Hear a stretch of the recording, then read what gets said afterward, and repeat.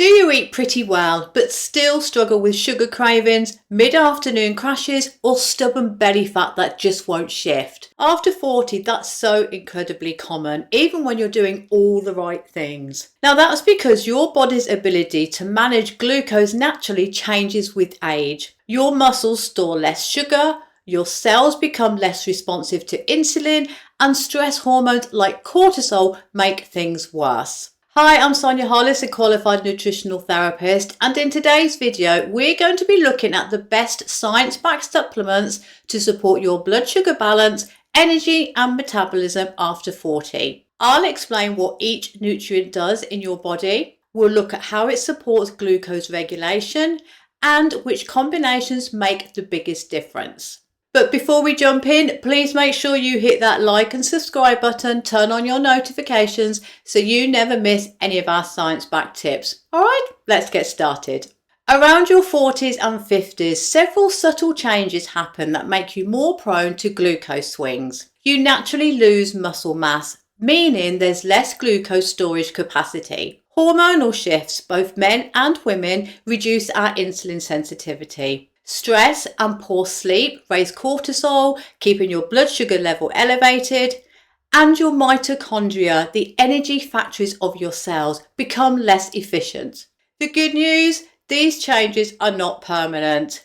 With the right nutrients, you can improve insulin sensitivity and bring your energy and metabolism back online. So let's walk through these supplements most supported by the research. Magnesium is involved in over 300 enzyme reactions, including those that control how your body moves glucose into cells and produces energy from it. It's a cofactor for the enzyme tyrosine kinase, which activates the insulin receptor. So, when magnesium is low, insulin signaling becomes less efficient and your body has to produce more to get the same effect. A large meta-analysis of clinical trials found that magnesium supplementation improved both fasting glucose and insulin sensitivity, especially in people who started with low levels. And in another major review of over 500,000 adults, each 100 micrograms per day increase in magnesium intake through dietary forms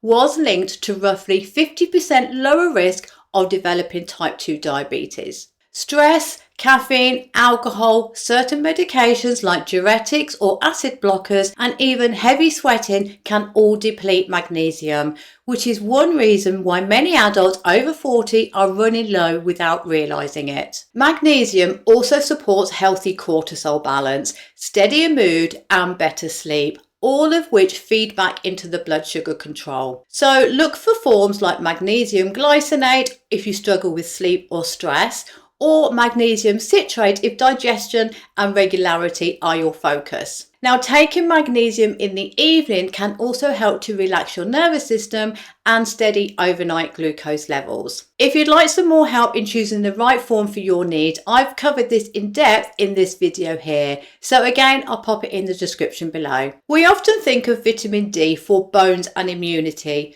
but it also plays a critical role in how your cells respond to insulin. So your pancreas, this is the organ that produces insulin, actually has vitamin D receptors, and when levels are low, glucose regulation becomes less efficient. A 2024 meta-analysis published in Diabetes, Obesity and Metabolism found that vitamin D deficiency was consistently linked with higher HbA1c levels and greater insulin resistance. So for best absorption, take vitamin D3, not D2, with a source of fat and pair it with vitamin K2, which helps to direct the calcium into bones and away from arteries. Magnesium is also needed to activate vitamin D once it's in your body, so these nutrients work best together.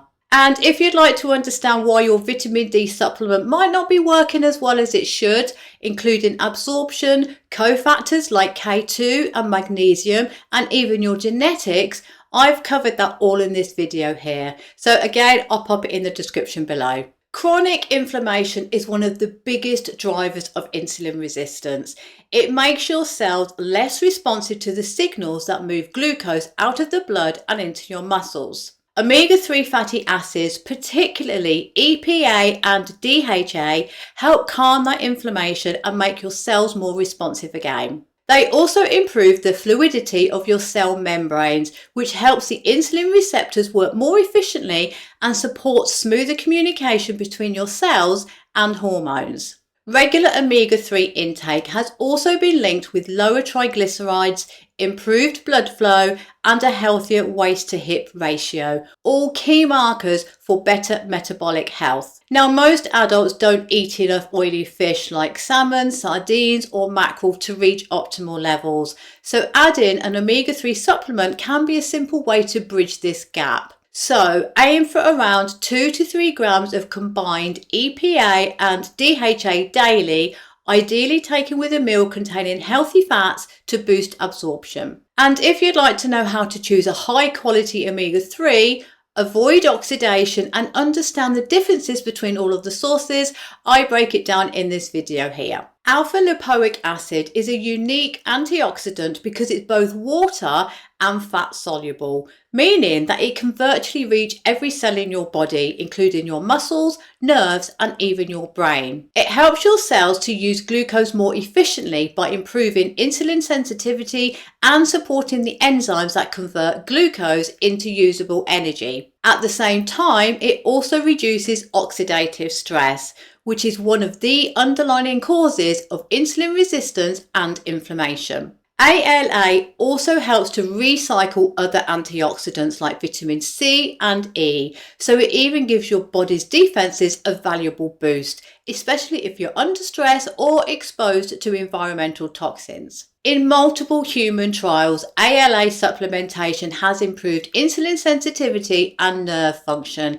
especially in people with early metabolic dysfunction. It's generally well tolerated, but it is best to be taken with meals because it can occasionally lower blood sugar in sensitive individuals. Some people also notice clearer energy and sharper focus when using it consistently, which makes sense because better glucose metabolism means better fuel for your brain and muscles. Berberine works through a fascinating mechanism. It activates an enzyme called AMPK. Now, think of AMPK as your body's metabolic switch. It tells your cells to burn energy for fuel rather than store it as fat. Meta-analyses show that berberine can significantly lower fasting glucose, HbA1c, and triglycerides to a degree comparable to metformin, but without the same side effects. Beyond its direct metabolic effects, berberine also supports a healthier gut microbiome, which indirectly helps to improve glucose control. It also helps to increase beneficial bacteria like Akkermansia and Bifidobacterium, which are microbes linked with better insulin sensitivity, reduced inflammation, and a stronger gut barrier. These bacteria produce short-chain fatty acids, compounds that help to calm inflammation and enhance how your body handles glucose. However, because berberine has natural antimicrobial properties, using it continuously for too long can start to suppress some of these same beneficial microbes. So that's why I recommend using it in cycles, around 8 to 12 weeks on, then a short break before restarting. This approach keeps its benefits strong while maintaining microbial diversity and gut balance. Apple cider vinegar is one of the classical natural remedies that actually has some real science behind it. So taking a small amount before your main meal can help steady your blood sugar level curve by slowing the rate at which food leaves your stomach, what's called gastric emptying, and by supporting the glucose uptake into your muscles through the GLUT4 transporters that help to move sugar out of the bloodstream and into the cells for energy. That means fewer post-meal spikes, steadier energy, and less of that mid-afternoon crash. If you're not a fan of the sharp taste or acidity, powdered or capsule forms are a great alternative. They often combine vinegar powder with supportive herbs like cayenne, ginger, turmeric, green tea, and black pepper, plus chromium, a mineral that further supports carbohydrate metabolism and insulin function. Together, these ingredients can help to support digestion, energy metabolism, and blood sugar balance. A small, practical step that can make a noticeable difference when taken before your starchy meal of the day. For example, one option that brings all of these nutrients together is the Sonia Apple Cider Balance Complex. This includes apple cider vinegar powder, chromium, and a blend of synergistic herbs in an easy capsule form. I'll pop the link in the description below. Soluble fibre is one of the simplest, most powerful tools to help balance blood sugar. It slows how quickly glucose enters your bloodstream, giving your body time to respond more smoothly. And it also feeds the beneficial gut bacteria that produce the short-chain fatty acids that naturally improve insulin sensitivity. These same gut microbes also help to regulate hormones like GLP-1 and PYY, which control appetite, satiety, and how efficiently you use energy. That's one reason why a high fibre diet are consistently linked with lower post-meal glucose spikes and better long-term insulin response. So try to include a mix of food and supplement sources for the best effect. Ground flaxseed, oats, chia, beans and lentils for daily fibre and plant protein, plus soluble fibre blends like glucomannan and psyllium for an extra boost, especially if you struggle to reach your fibre targets through food alone. These fibres don't just stabilise blood sugar, they also nurture a healthier gut, reduce the bloating and support smoother digestion. So even small changes like adding a spoonful of flaxseed to breakfast or swapping white grains for lentils or oats can make such a measurable difference in energy and cravings throughout the day. So which supplements actually make the biggest difference? It helps to think of them as two simple layers. We've got layer 1, which is your foundations. These are nutrients most people benefit from long term. Magnesium, vitamin D3 with K2, omega-3s, and fibre. They support insulin sensitivity, steady energy, and overall health of your metabolism. And layer 2, your targeted boosters. So things like Alpha-Lipoic Acid, Berberine, and apple cider vinegar can give that extra nudge, especially if your energy, blood sugar, or cravings have been out of balance. So use them for short periods to help reset your system, then focus on maintaining your foundations. And remember, supplements only work well when the basics are in place. So protein at every meal, so aim for around 25 to 30 grams. Movement after eating, even a 10-minute walk around helps lower the post-meal glucose. And consistent sleep and stress management. If you get those right, you'll notice steadier energy, fewer crashes, and a much smoother glucose curve throughout the day. So in summary, blood sugar balance isn't about cutting all carbs. It's about helping your body to handle them efficiently. So supplements can't replace a healthy diet or lifestyle, but they can help to amplify your results when used strategically. So focus on nutrient synergy. Magnesium, D3 and K2 and omega-3s work better together. Add targeted support like berberine, ALA or apple cider vinegar if your energy or glucose markers need extra support. And remember, consistency beats intensity every time. So that's it for now. I hope you found this helpful. If you did, don't forget to like and subscribe and check out our other videos on this channel for more science-backed health advice.